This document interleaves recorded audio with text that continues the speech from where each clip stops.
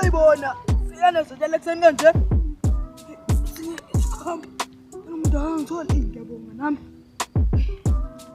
inyawo zankenketha zinjalo ayi siyangixolela